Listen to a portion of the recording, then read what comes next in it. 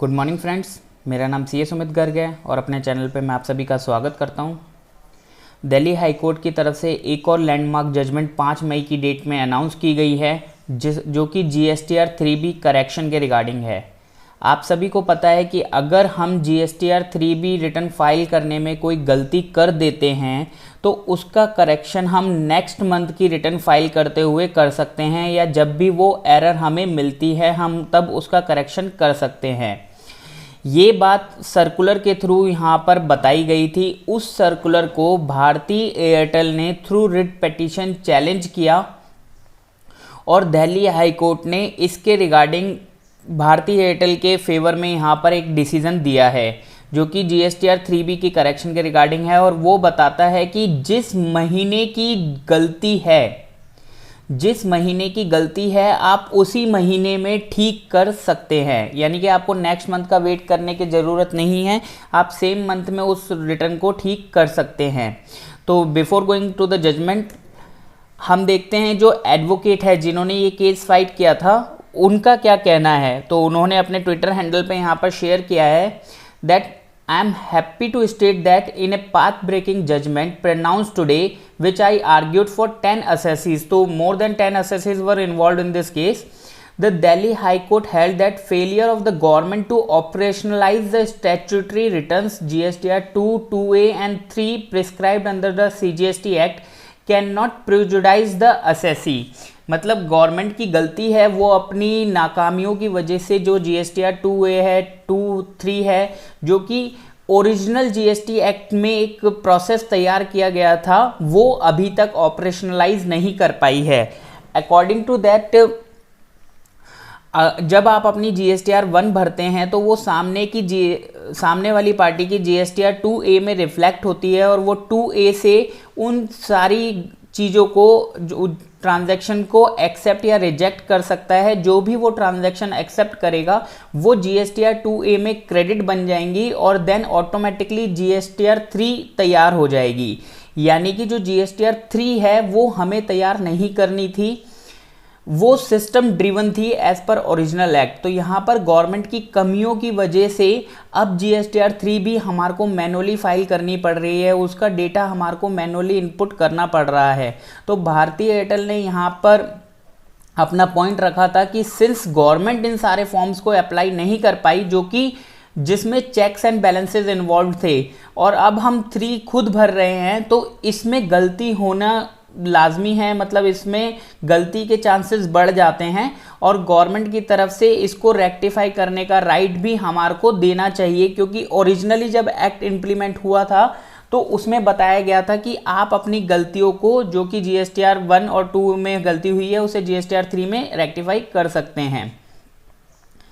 The GSTR 3B, which was merely a summary return as an alternative, did not have the statutory features of the return prescribed under the Act. इसका क्या मतलब है, जो GSTR 3B है उसमें statutory features नहीं है। Statutory features का क्या मतलब है, जब लॉ इंप्लीमेंट हुआ था तो उसमें चेक्स एंड बैलेंसेस की बात की गई थी कि जो भी GSTR 3 प्रिपेयर होगी वो चेक करने के बाद ही प्रिपेयर होगी, यानी कि कोई पर्सन अपना ITC तभी लेगा जब वो उसके 2A में विजिबल होगा। लेकिन वो फीचर अब GSTR 3B में यहाँ पर एप्लीकेबल नहीं है, या फिर मैं कहूँगा अवेलेबल नहीं है। Therefore, if there were errors in capturing ITC on account of which cash was paid for discharging GST liability instead of utilizing ITC, which could not be captured correctly at that time, the return should be allowed to be rectified in the very month in which the ITC was not recorded. तो यहाँ पर इनका क्या कहने का मतलब है कि सपोज कीजिए आपको 10 लाख रुपए का ITC अवेलेबल था, लेकिन गलती की वजह से क्योंकि आप इतना सारा डेटा कैप्चर नहीं कर पाए और चेक्स एंड बैलेंसेस अवेलेबल नहीं है सिस्टम्स में, सबके सिस्टम्स नए डेवलप्ड हुए हैं, वो 10 लाख का ITC आप कैलकुलेट नहीं कर पाए और आप 3 लाख का ITC सपोज कीजिए आपने बुक किया। अब आपको 20 लाख की अगर पेमेंट करनी है तो 20 लाख में से 3 लाख के ITC की पेमेंट हटा के 17 लाख रुपए आप गवर्नमेंट को पे कर देंगे। लेकिन अगर चेक्स एंड बैलेंसेस होते तो 20 लाख में से 10 लाख रुपए का ITC क्रेडिट आप यूज़ कर सकते थे और आपको सिर्फ 10 लाख रुपए की ही पेमेंट यहाँ पर कैश में करनी होती। तो इसी पॉइंट को रेज किया गया था कि अगर हमारा ITC हमने ज़्यादा पे कर दिया है तो आईटीसी हमने कम क्लेम किया है तो हमारे को रेक्टिफाइड आईटीसी सेम मंथ में ही मिलना चाहिए, नेक्स्ट मंथ में नहीं मिलना चाहिए। The High Court read down the circular which did not permit such rectification as being contrary to the scheme of the CGST Act। तो फाइनली हाई कोर्ट ने क्या डिसीजन दिया है कि जो सर्कुलर है जो कि ये बात बताता है कि आप नेक्स्ट मंथ में अपनी गलतियां सुधार सकते हैं, उस सर्कुलर को सिर्फ उस पॉइंट के लिए गवर्नमेंट ने कॉन्ट्ररी बताया है to the scheme of the CGST act. तो the judgement is attached, hope you find it an interesting read. तो यहाँ पे 25 पेज की जजमेंट है, यदि किसी को चाहिए तो वो वीडियो के नीचे कमेंट कर सकता है, मैं उसको जजमेंट की कॉपी प्रोवाइड कर दूंगा।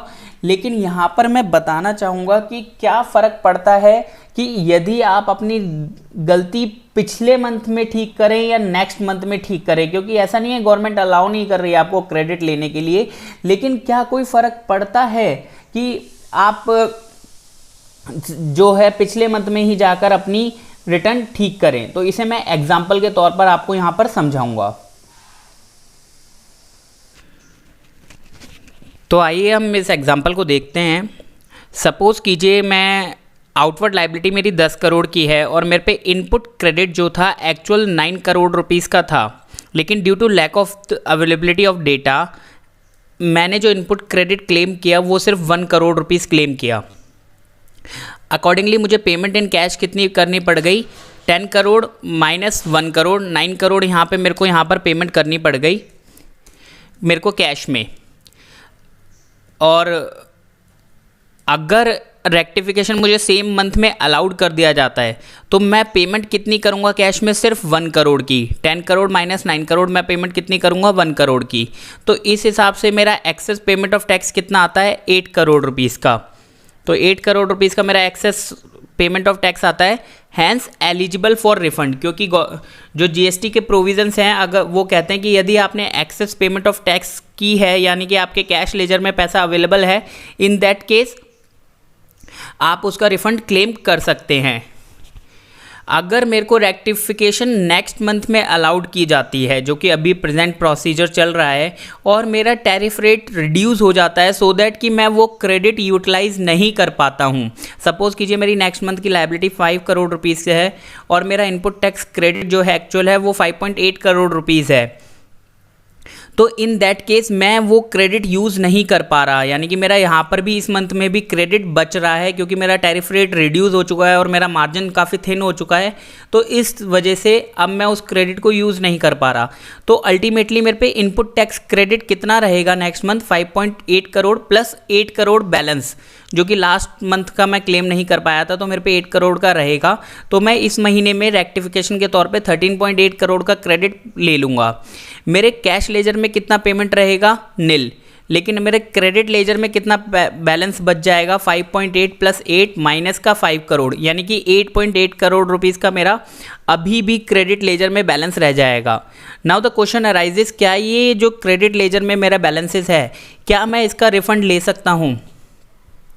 तो जो हमारे जीएसटी प्रोविजंस हैं वो कहते हैं कि यदि इन्वर्टेड ड्यूटी स्ट्रक्चर का केस है या फिर ज़ीरो रेटेड स्ट्रक्चर का केस है तो ही आप आईटीसी का बैलेंस यहाँ पर रिफ़ंड ले सकते हैं।